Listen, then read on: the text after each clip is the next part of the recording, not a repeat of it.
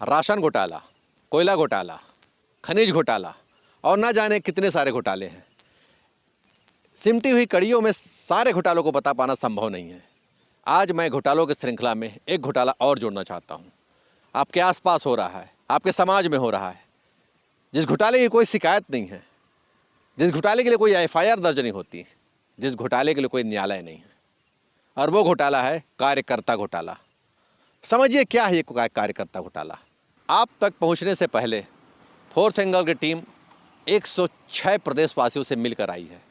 ये 106 प्रदेशवासी अलग अलग जिलों से हैं, जिससे हमने स्वयं बात की है। ये कार्यकर्ता अलग अलग पार्टियों के कार्यकर्ता हैं जो बताते हैं अपना दर्द। जब इनसे बात करते हैं तो छलकता है इनका दर्द। इनसे बातचीत के आधार पर हमने एक विश्लेषण तो किया है कि कार्यकर्ता घोटाला इस देश का सबसे बड़ा घोटाला है, जिस घोटाले पर किसी की नज़र नहीं है, कोई सुनवाई भी नहीं है। क्या है ये कार्यकर्ता घोटाला? जब एक व्यक्ति तन मन धन से एक पार्टी की सेवा करता है, पूरा जीवन व्यतीत करता है, उसके बावजूद उसकी जायज़ उम्मीदें पूरी नहीं होती हैं। जब एक व्यक्ति अपने परिवार से लड़कर एक राजनीतिक पार्टी को पूरा समय देता है, लेकिन उसकी जायज़ मांगें पूरी नहीं होती हैं। जब एक व्यक्ति समाज से लड़ता है, अपने आसपास के किरदारों से लड़ता है, एक विचारधारा के साथ चलता है, लेकिन जब वो राजनीतिक पार्टियों को जब उसको कुछ देने का समय आता है तो राजनीतिक पार्टी अपने आप को किनारा कर लेती है और वो ठगा सा रह जाता है। हर पार्टी ये करती है। ये घोटाला किसी एक पार्टी की बपौती नहीं है और ये घोटाला दिनों दिन बढ़ता जा रहा है। इस कार्यकर्ता घोटाला को आप हल्के में मत ना लीजिए। बहुत लोग पीड़ित हैं। आप अपने आसपास के लोगों से बात कीजिए, जानिए कि कितना दर्द है लोगों का। ये दर्द बता भी नहीं पाएंगे। वो जीवन भर एक पार्टी को समय देता है, जीवन भर उस पार्टी के लिए काम करता है, लेकिन जब उसकी जायज़ मांगों की बारी आती है तो पार्टी किनारा कर लेती है। क्या होती है इनकी जायज़ मांगें? एक सामान्य सा ज़मीनी कार्यकर्ता क्या चाहता है अपनी पार्टी से? हर आदमी को टिकट दे पाना संभव नहीं है, ये आप भी जानते हैं और हम भी जानते हैं। हर आदमी की उम्मीदवारी भी नहीं होती कि वो टिकट ही मांग रहा है। उसकी अपेक्षाएं कुछ और होती हैं। उसकी अपेक्षाएं क्या होती है, इस पे बात करते हैं। उसकी अपेक्षाएं होती हैं कि जिस जगह रहता है, स्थानीय लोग जब किसी समस्या में रहते हैं, पटवारी के पास, तहसीलदार के पास, थाने में वो जाए तो उसका जायज़ काम हो जाए, जिससे उसकी समाज में एक प्रतिष्ठा बनी रहे। लेकिन जिस पार्टी को सत्ता तक पहुंचाता है, सत्ता में आने के बाद भी वो कार्यकर्ता ठगा सा ठगा रह जाता है। जब वो देखता है कि उसके कोई भी काम नहीं हो रहे हैं, अपने आप को असहाय महसूस करता है जब थानेदार भी उसकी बात नहीं सुनता है, अपने आप को असहाय महसूस करता है जब एक पटवारी भी उसकी बात को नहीं सुनता है। जब अपनी जायज़ मांगों को लेकर दर दर भटकना पड़ता है तो कार्यकर्ता कितना असहाय सा हो जाता है, सोचिएगा इस पे। कार्यकर्ता के दर्द की पराकाष्ठा तो तब हो जाती है जब सत्ता में आने के बाद भी उसके कोई कार्य नहीं होते हैं, और कार्य जिनके होते हैं उनके विरोधियों के कार्य होते हैं। मंत्रियों के बंगले खुलते हैं कार्यकर्ताओं के लिए नहीं, दलालों के लिए। तब कार्यकर्ता ठगा सा महसूस करता है अपने आप को। उस कार्यकर्ता का दर्द समझिए जो विभिन्न परिस्थितियों में लड़कर भिड़कर अपने पार्टी को सत्ता तक पहुंचाता है, लेकिन सत्ता में आने के बाद यही पार्टियां उस जमीनी कार्यकर्ता से किनारा कर लेती हैं। मैं पिछले कुछ चुनावों की बात करता हूं और इस बात से मैं आपको कार्यकर्ताओं का दर्द बताता हूं। 2003 से सत्ता में आई थी भाजपा, 2018 पूरे 15 वर्ष भाजपा ने राज किए थे। क्या कारण था? सत्ता से बाहर हो गई। चुनाव विश्लेषक बहुत से गणित समझाते हैं आपको, जाति समीकरण हो गया, भ्रष्टाचार हो गया, सोशल इंजीनियरिंग समझाते हैं। वास्तव में कार्यकर्ताओं के कारण ही पार्टियां आती हैं और सत्ता में पहुंचती हैं। सोचिए क्या परिस्थितियां रही होंगी उस समय। 15 साल भाजपा का शासन था। कांग्रेसी कार्यकर्ता, कांग्रेसी जमीनी कार्यकर्ता पूरे अभाव में, पूरे प्रभाव में कैसे उसने 15 साल गुजारे होंगे और कितनी मेहनत की होगी। तब उसकी सरकार आती है और कांग्रेस का मुख्यमंत्री बनता है। सिर्फ 5 सालों में लोगों का भ्रम टूट जाता है। क्या कारण है? क्या कारण है कि 5 साल में ही 15 सालों की मेहनत 5 साल में ख़त्म हो जाती है और फिर भाजपा सत्ता पे आ जाती है, कांग्रेस बाहर हो जाती है। कोई सोशल इंजीनियरिंग नहीं, कुछ भी भाजपा की ना सुनामी थी, ना आंधी थी, ना लहर थी। आपको जो ये बताते हैं कि भाजपा की लहर है, भाजपा की सुनामी है, भाजपा की आंधी है, ये गलत बातें हैं। ये कार्यकर्ताओं की पराकाष्ठा होती है। क्या आपने सोचा है 2018 से लेकर 2023 तक जब भूपेश सरकार काम कर रही थी तो कार्यकर्ताओं के कितने काम हो रहे थे? कार्यकर्ता संतुष्ट हैं या नहीं, क्या ये जानने की कोशिश की गई पार्टी द्वारा? नहीं की गई। 2018 में इन्हीं कार्यकर्ताओं ने पूरी मेहनत के साथ सत्ता पे काबिज किया था कांग्रेस को। आपने कार्यकर्ताओं को संतुष्ट नहीं कर पाए, आप कार्यकर्ताओं की जरूरत को नहीं समझ पाए आप।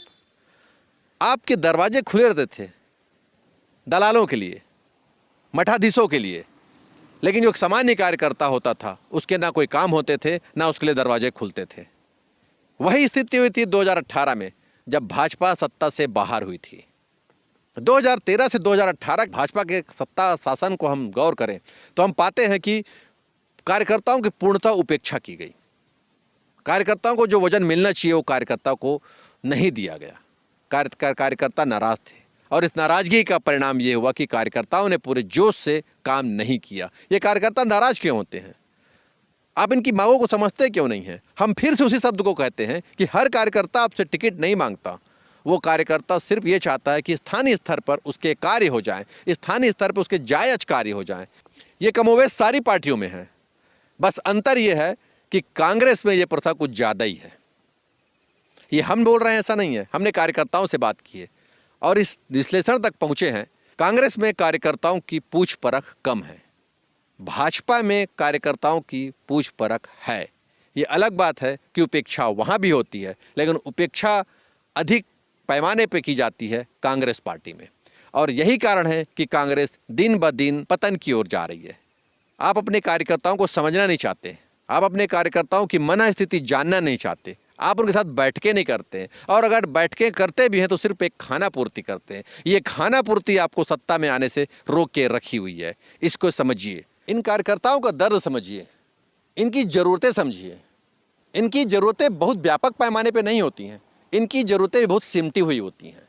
इनकी सिमटी हुई जायज़ ज़रूरतों को आप पूरा कर सकते हैं, लेकिन जब आप वो भी नहीं करते हैं तो फिर कार्यकर्ताओं से उम्मीद बेमानी है।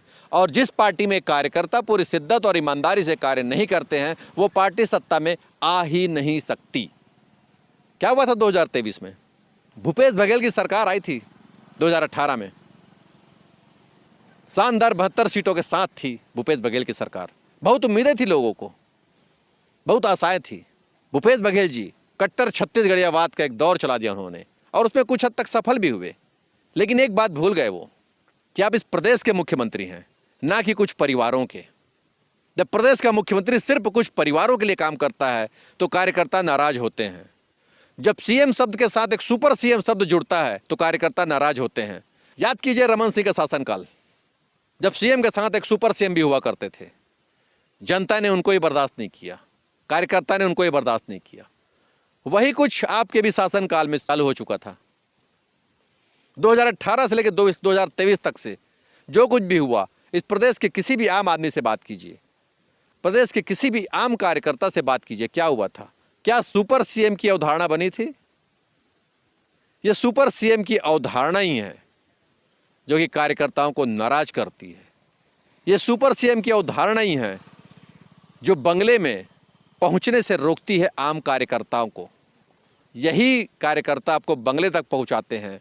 जब यही कार्यकर्ताओं को बंगलों में जाने से रोक दिया जाता है तो मनोदशा क्या होगी आप समझ सकते हैं। हम उम्मीद करते हैं, लोकसभा चुनाव का लिए आचार संहिता लग चुकी है, हमें पूरा उम्मीद है कि राजनीतिक पार्टियां अपने कार्यकर्ताओं को साथ लेकर चलेंगी, उनकी जायज मांगों को जरूर वे पूरा करेंगी, क्योंकि एक कार्यकर्ता ही होता है जो निर्धारित करता है कि इस देश में किसकी सरकार बनेगी और किसकी सरकार जाएगी।